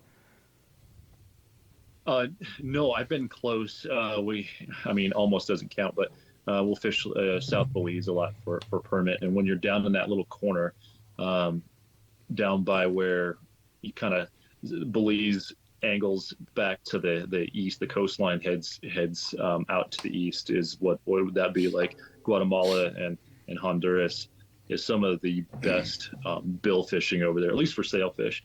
And so we've been close, and we were thinking about chartering over there and haven't pulled the trigger yet, but I think it's probably time to do that very soon. So just one more trip that we're going to set up together, right, bud? Absolutely. Do you have a target species, Ramsel? Dude, the tarpon, man. Yeah, tarpon's just like kind of. I actually, oddly enough, and I don't know, because I don't do enough, like ocean stuff to like understand all of the, like getting a guide and stuff like that. But I like somehow got a free plane ticket for Delta, and I've been trying to speak to some guys about setting up a trip to go to Florida for tarpon, and I don't know if I can talk these guys into fly fishing for them or not, but for sure, I might be able to get this going. I don't know if that would be a very hard conversation. Well, I'm the guy with the free ticket. No one else is, so it's hard. I can spend a little money to have that kind of time. Right. Yeah, no kidding. I go with you. I mean, anywhere in Florida would be great. I mean, I got a couple of guys that I do Key West, and you go out on a skiff boat, a skiff or a panga. I guess a panga is a little bit more, Central American style, but a smaller skiff out in Florida and cruise around the mangroves and the flats around the islands and stuff, and you're gonna have a good time. So I have seen a lot of like video on fly fishing for redfish, and that also just looks insanely like it kind of almost mimics rainbow trout fish or fly fishing, I guess, in my opinion. But obviously there's multiple things that are different factors in that, and I mean that is another thing that piques my interest for sure, is doing something along that lines. Reds are super cool. Reds are very cool.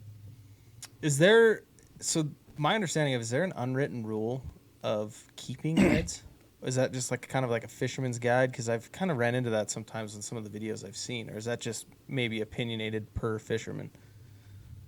Well, I mean, most things are opinionated, so I'll put it there. I mean, most of the fly guys and the fly guides are going to release what they're catching, and a lot of times you're running into species that are protected in a certain area or protected altogether anyway. So,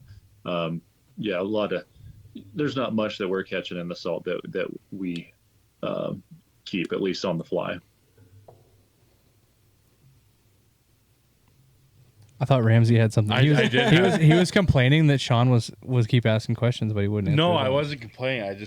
I'm having a rough go those last 5 minutes here trying to keep this stuff together. But oh, okay.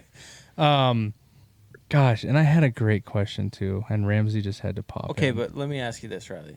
I'm going to ask another question. Have you ever seen how they fish for reds? Well, I'm going to be honest.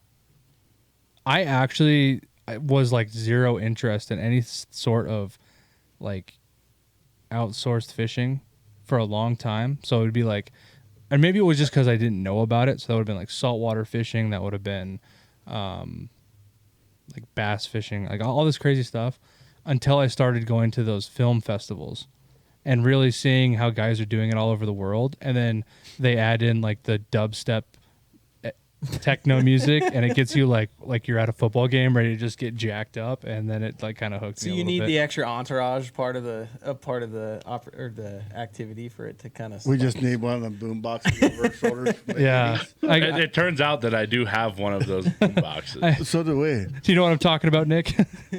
Oh, absolutely. And you just have to walk everywhere in slow motion too, so it looks really awesome. Like Baywatch. So you feel like you're in that movie? Yeah. So yeah, I would say until I saw those kind of videos, I was really never. I guess I just never understood it. But then you see it and you're like, wow, that would be pretty badass. Well, it's tough because it's like when being from Montana, it's like your style of freshwater fishing is cool. It's fun. It's what you do. You know what I mean? It's a part of your life.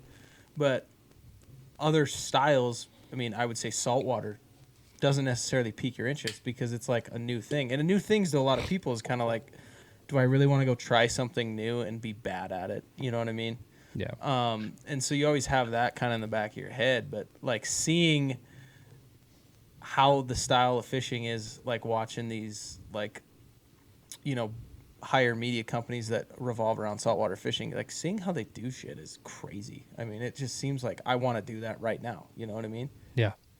Well, and I think, and have you ever done the, I'm assuming you have. I didn't know if you went on the trip with your brothers a couple years ago, but those Alaska trips for all the different kinds of salmon and trout and stuff, that looks fun on its own too, Nick. Well, that's like, I mean, talk about like Montana on steroids, right? I mean, it's beautiful mountainous country. It's gorgeous, and the rivers are just insanely full of fish. I mean, you go up to Alaska to catch until your arms fall off, basically. That's the aim there, which is completely the opposite of what you're doing when you're going out to saltwater fish, right? Total different ends of the spectrum, but yeah, there's really nowhere like Alaska, at least you know in the Americas. I mean, you could talk about like some places in Mongolia or you know East Russia that are fairly well untouched still, but it's hard to compare with Alaska, and just the number of species and the size of the fish that come up those rivers is daunting. It's unbelievable. I would say too, like a big representation for me, at least on my opinion, of fishing in Alaska is like steelhead. I mean, that type of fishing just piques my interest a lot. And I mean, obviously there's tons of different styles that you can do there and species you can catch, but I mean, you always got to have that one species that's kind of at the top of your interest, you know? Oh, yeah. Oh, I agree. I think for me, steelhead, as far as freshwater fish, is like the holy grail. It's pretty incredible to look at a fish that basically resembles a rainbow trout, but it's like 36 to 38, 40 inches long. It's swam to the ocean and then it's come back, and it can do that multiple times. A lot of salmon species will die after they procreate, right? But steelhead can actually do the journey a few times. They're just an unbelievable creature, and you know, we could talk about unlocking whole new levels of fly fishing in newer practices to us, but old practices like the two-hand casting. You know, we're swinging flies for steelhead and salmon and other anadromous fish, sea run brown trout. You know, with your big 13-foot rod and your spay casting, or you know, you talk about Scandi or Skagit, different styles, but basically just firing all the way across the river and letting the current pull your line down and across below you, and just covering water and covering water and covering water until you feel that tug. It's a pretty unbelievable feeling, and in my opinion, is one of my favorite ways to fish the waters around here. At least freshwater fishing, that whole swinging for steelhead is something that's definitely captured a part of my soul. It's definitely ingrained deeply and has spiritual almost connotation and feeling every time I go out. So I don't know if you've had any desire to learn the two-handed methods, but I highly suggest it. So take that for what it's worth. Yeah, I think it's definitely. I'm trying for the current time to stay out of it because I feel like I've invested so much already. But like my finger has been. Don't want to buy more equipment. My finger has had a spay rod drugged to the cart about 500 times in the last year. Yeah. But I'm just gonna borrow Josh's for now when we go out. Yeah, You know, he's a good one to borrow from. That kid, I don't know what it is, but no matter how hard it is on whatever trip that we go on, he seems to be able to at least find and hook one or land one, you know, even if we're coming up zeros. So he's a good one to jump in the car with and have show you the ropes. Oh yeah, Josh definitely sold his soul to the devil for fishing. You always. I think so. I really do. You always gotta have. I don't know where person. he gets his luck, but yeah. You always gotta have that person that you take fishing. That it's like, I've never caught a fish on this body of water before, but I guarantee you, if I take this guy here, he will. You know. And it's funny that you brought up steelhead fishing, and we're talking about getting hooked on stuff. Like, we've gone steelhead fishing 2 years in a row. I have literally not even had one bite my line, and I'm so hooked that every time I get invited, I'm like, "Yep, I'm going." I know, because it's not just about the catching; it's about the whole thing. You know, it's such a beautiful amazing. Area too. Yeah, I mean, you take that mentality though into a lot of things. Like if you think about it. Oh, yeah. Well, and I think that what is the original fish for this? I think muskie is the original fish. That's the fish of 1,000 casts. Yes. But I think steelhead's up there in my opinion. Oh, definitely. I think the saying behind tigers was built around, it's a fish of 1,000 casts in any body of water it's located in. Right. You know what I mean? Yeah. There's certain rivers and, you know, different bodies of water that you could go and catch steelhead, you know, right, like the Great Lakes or something like that. Yeah. But I think the size of, I think it depends on like where you're at in America, because I think you're going after the size of the steelhead, which makes it similar to that muskie in my eyes. Right. Yeah, you got it. Well, Ramsey, I know if you're cool with going steelhead fishing and not catching anything for as long as you'd probably be okay with the saltwater game too. So I'd say go ahead and jump on in both feet, because there's some similar feelings there where it's not about the catching, it's about the process. There's just a lot less casting in the saltwater game than there is with the steelhead game, but the principles are still there. You know, it's about the process. Oh yeah, I'm a very easily self-contained person. If I'm not catching fish, I'm not going to be super upset about it. I mean, good. There for the experience more than anything. Nick, as long as you can, Sure, as long as you can teach the bass, get the bass set out of this guy, I think you'll be okay. Oh, whatever. Yeah, I deal with that with a lot of clients. I got a lot of clients from the South, so I can whip the bass set out of you if you need to. I just keep my long landing net in hand, so if you're bass setting, I'll just whack you on the back. Yeah. Oh, that'll work. That is a good strategy. Yeah, that's why I've always referred to myself as I think Ramsey and I've been fly fishing now for like an equivocal amount of years, because probably 8 or 9 years, 10 years maybe. Oh, it's been. I still refer to myself as an amateur because, you know, if you act like you're not good at it, then people won't judge you. You know what I'm saying? Yeah. So when you could ask your brother, his frustrations with me have been many years of frustration. I think this is the first year where he's finally starting to realize, wow, he's not a toddler anymore. Oh, that's good. That's good. Yeah, I'll have to dig for some stories on that. All I know is I've seen some photos of you with some nice brown trout in your hands. So, you know, every dog gets a bone. It's just because it takes Josh with him. Actually, Josh catches them and I just hold them. Just kidding. Then you turn the fish around and turn the camera, and look, it's a second fish. Yeah.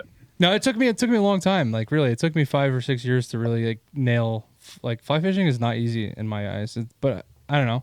I joke about it now. Like now it's kind of a skill that I would be confident in, but for a long time it was the struggle bus. Well, you know, it's funny because like my intro to the outdoors was like I was a fisherman. I didn't start hunting until I was 20 years old. You know, so like everything before that was fishing, and obviously fly fishing became a big part of it. And I really didn't get into fly fishing a ton until I went to Washington State, and I was catching largemouth bass on a fly rod, and that's like a lot of fun. That really was like, holy shit, this is great.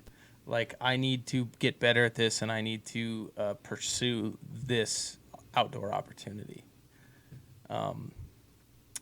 I'd say there's two. I think we've talked about this a million times. There's two things in this life that that I could pinpoint to the most, and I guess this is obviously just opinionated, but the most spiritual things you can do in the outdoors, that you really are, you have to use your own, like you have to have skills to do it, right? And you have to have the ability to be one with nature. And I know this is super like sappy talk, but that would be fly fishing and bow hunting, hand in hand, the two things that are on the league of their own that you can't compare to anything else. For sure. And you know what's funny is the comparison between the two is failure drives passion. Yeah. 100%. I would agree with that. Totally. Trial and error. Yeah, I would agree. I think both of those practices just require a certain level of intentionality, and they're just not easy. So you got to get the reps, you got to get the practice, and develop the muscle memory. And above and beyond that, it's just it's a measured. It's a practice. It's like, to me, fly fishing and fly casting is basically, it's a meditation. It's a specific measured movement for a desired outcome. It's a focus and an intentionality. And I see bow hunting as the same way. And so I think those correlations are very, very valid. And that's what kind of puts them into a certain category where you just are able to feel a little bit more in tune, in touch, dialed in, connected to what's going on around you. And that really, that just, to me, elevates the level of that feeling alive, that true self, that kind of, that notion where, you just kind of, you're living your purpose, and you can feel the power in everything that's just there. It's palpable. You're in it, and it's a beautiful thing. But I draw those two correlations quite a bit between the fly fishing and the bow hunting. So I think you guys are right on. Yeah, I think it couldn't be more perfectly said than that. And I think that's a great way to wrap this up. I think that get out there, try a little bit of fly fishing if you haven't done it. If you're looking for some reasons to get out, go ahead and check Nic's Instagram, Downstream Clothing. They've got all kinds of videos and demonstrations, but really shows his way of life. You do have some ambassadors, right, that you post on your page? Yeah, we do. We have some ambassadors, and we always look for other affiliates who can kind of help spread the word and want to be kind of a part of the team, and who are a little bit social media savvy and want to help just kind of perpetuate the thing, for sure. So yeah, go check us out. It's Instagram is at Downstream Wear. That's DNSTRM. We always abbreviate things. That's my thing. I don't know why, or shorten them. Like I'm like, vowels are too much. Like, it's too long. Let's just Downstream, DNSTRM. Cool. Let's go. So it's at DNSTRM Wear, at Downstream Wear is our Instagram handle. Go check us out there for sure. The website is downstreamwear.com, all spelled out. Get some good resources over there as well. So, yeah. I guess, is it okay if I throw out an offer for you guys? I mean, I might as well give like a coupon code or something to your listeners. I'd be more than happy to do that if you guys are cool with that. Absolutely, man. We're here. We're whatever you got, throw it out. Cool. Yeah. Well, I guess if you guys listen to this podcast and you want to jump over to the website, that's downstreamwear.com. Let me write this down so I don't forget to do it. Let's use a coupon code Bull Mountain Brothers. That's BULLMTN BROS, Bull Mountain Bros. You want me to say that again? BULLMTN BROS. Use that code at checkout, and we'll give you a little discount for sure for just being a listener.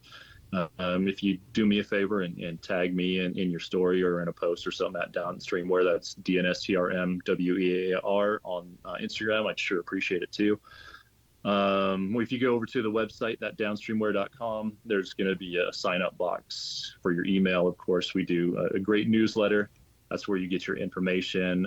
We are definitely setting up some destination trips. That's where you get. We're gonna have Sean. We're gonna have Sean pull up your Instagram while you're talking about it. Keep going. Oh, sure. Yeah. Well, if you just go to the website there and sign up for the on the pop-up that comes right on the homepage, then you're going to be in the know on all the new drops on clothing, on all the new tactics we're using, the newsletter, the blog. All that new information goes out to subscribers first, including discounts. Subscribers always get discounts and dibs on the new gear first. And so if you go over there and subscribe, there is something coming up for the spring 23 release that's right around the corner too. So go ahead and sign up on that website. We'd really appreciate it. Yeah, and we're just checking out your stuff now. It looks like you got some 2023 hats that are on top of the page here, some beanies, some face shields, stickers, and then lots of clothing. So it's a lot of cool stuff. I've got a couple of your shirts. They're really comfortable. They're stuff that you would like to wear when you go out in the woods. I really like them myself. Right on. Looks like you've got some shorts on here, and something that we're trying to get into too is we like the idea of a Bull Mountain Brothers hoodie, long sleeve hoodie. So it's cool to see yours on there. It's really cool looking. Yeah. Well, I got a couple examples here with me too. So if you use that coupon code I gave you, that Bull Mountain Bros, BULLMTNBROS, I'm going to give a little bit better discount here. So this is the current men's Ute Fishing Sun hoodie here. That's a bamboo fabric. So we'll put that one on there for you. Here's the current women's too. So we'll get that one on there for you. What else can I put on there for you? I've got, this is the grandpa hat here, the Ponderosa patch grandpa hat. We'll get a little extra discount on that one as well. What else do I have out here? Oh, I've got some more of the permit hats. We've been talking permit this whole time. I forgot about that. Got a few more of those left in stock. That's a limited run from one of our fellow artists, Corey Street, who's actually a tattoo artist in Dillon, Montana right now. So very go check him out too. If you want to go catch some trout and get some ink, go check him out, Dylan. Very cool. Yeah, and you can even check. We have an in studio. Oh yeah, look at that. I can model this right now. Sean's got an in studio. Look at that. Look at that nice hat that Sean's got right there. Slick. Hey, that looks good, bud. Way to go. Sean's an olive green guy, so we have to get him everything that's olive I love green. It. It's all he wears all the time. I dig, man. I dig. My water bottle's the same way. I got my phone. Oh God, hide that. Yeah. Sean will be in Boise tomorrow. Yeah, that's awesome stuff, dude. We appreciate you coming on and showing us kind of your lifestyle and how you became who you are. And like we've showed you guys, go check him out. It's awesome. Instagram, his website. It'll be on our Instagram as well. I'll put him in the story. And yeah, we'll do some stuff and we'll be able to give you guys some links that you can go straight to his stuff and check out his gear. Anything else for us, Nick? No, I just appreciate it. I want to thank you guys for taking time out of your busy schedules to talk to a goofball like me. It's been really great getting to know you. It's just funny because you're such good friends with my little brother. But I guess for context for everybody else, Josh is quite a bit younger than his older brothers. So it's just, I'm happy to be here. I'm happy you guys asked me to do this. It's been real fun, and I really appreciate you guys. Awesome. Thanks, Nick. Thank you. Yeah, and like one more thing, I would say that it's been fun. We like to develop relationships with people that are like-minded. So thanks for coming on. For everyone else, we're going to finish up here. Don't forget, we have raffle tickets available for the turkey hunt that's coming out this spring. You can get a hold of us at bullmtnbrothers@gmail.com. We'll come bring tickets to you. We're running that. Sean and I and Matt and Ramsey, the four of us, are about to kind of tell you about a cool fundraiser gig that we're doing in a couple weeks. Once that's nailed down, we'll have advertising for that. Anything else, boys? No, sir. Covers it for me. All right. Thanks for joining, and we'll catch you on the next one. Later. Thanks for listening to another episode of Bull Mountain Brothers. Hey, if you're looking for more Bull Mountain Brothers, be sure to follow us on TikTok and Instagram at bull_mountain_brothers and Facebook and YouTube at Bull Mountain Brothers. Also, don't forget to check out our B&B store at bullmountainbrothers.com, where you can find some super sweet deals on some seasonal merchandise and outdoor gear.